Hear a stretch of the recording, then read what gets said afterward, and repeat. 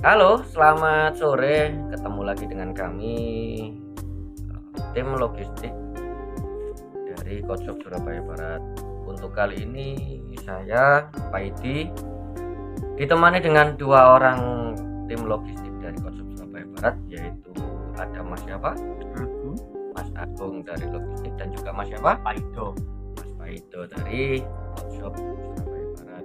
Nah, mereka berdua ini adalah tim logistik dari Kotshop Surabaya Barat. Oke, kali ini kita akan membahas sebuah buku yang masih tentunya yaitu Mengelola Kinerja Sistem Logistik by Ricky Virona Martono. Oke, kali ini kita akan membahas bab 3, yaitu melanjutkan yang kemarin. Masih tetap bab 2 tapi melanjutkan yang kemarin, yaitu proses peramalan.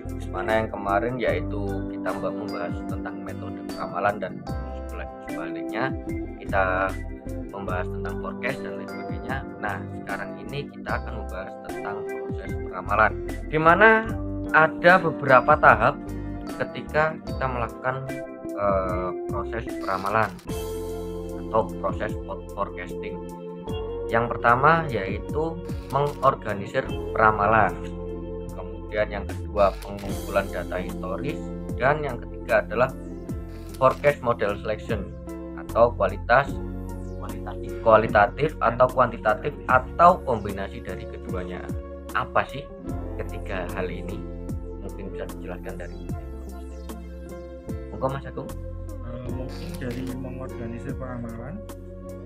Peramalan itu tujuannya misalnya ya meramalkan penjualan, mengeluarkan produk baru, atau meramalkan kondisi perekonomian. Mungkin kayak yang lagi hits saat ini apa, itu kan termasuk produk-produk yang baru yang lagi hits, atau bisa juga untuk penjualan untuk ke depan ini lagi lakunya apa gitu, seperti itu.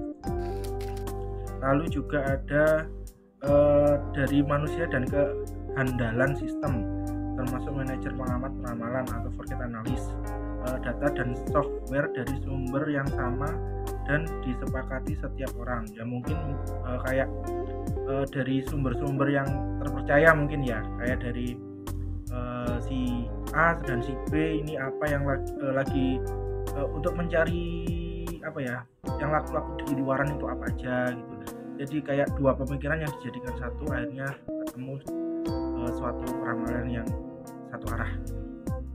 Seperti itu Mas.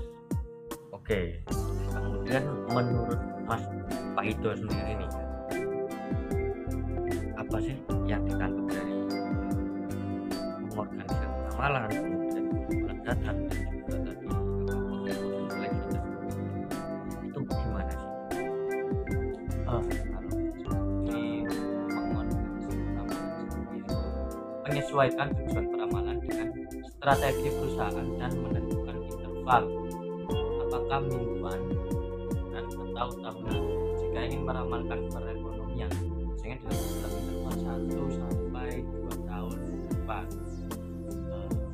Jadi ini mungkin kalau saya tangkap di sini yaitu tujuan peramalan interval ini. Mungkin kalau di luar negeri itu permintaan batu bara ketika musim dingin itu kan sudah pasti permintaannya sangat melonjak, dan itu beberapa tahun sekali, seperti Ada masanya berarti. iya ada masanya untuk beberapa tahun sekali, setahun sekali biasanya, setahun atau 2 tahun ke depan itu kita bisa mencadangkan beberapa batu bara untuk stok beberapa tahun kemudian, dan kemudian membuat asumsi yang disepakati semua pihak.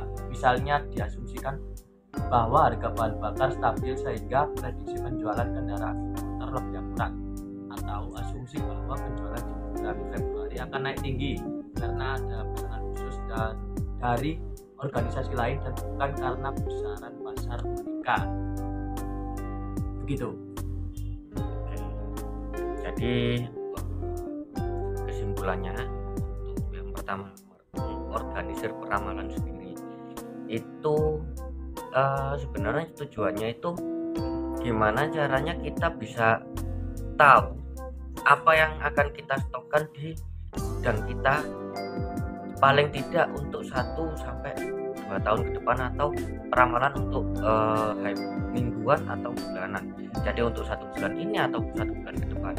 Nah, fungsinya itu tadi untuk memproses itu tadi, yaitu tadi kita harus menentukan dulu tujuannya.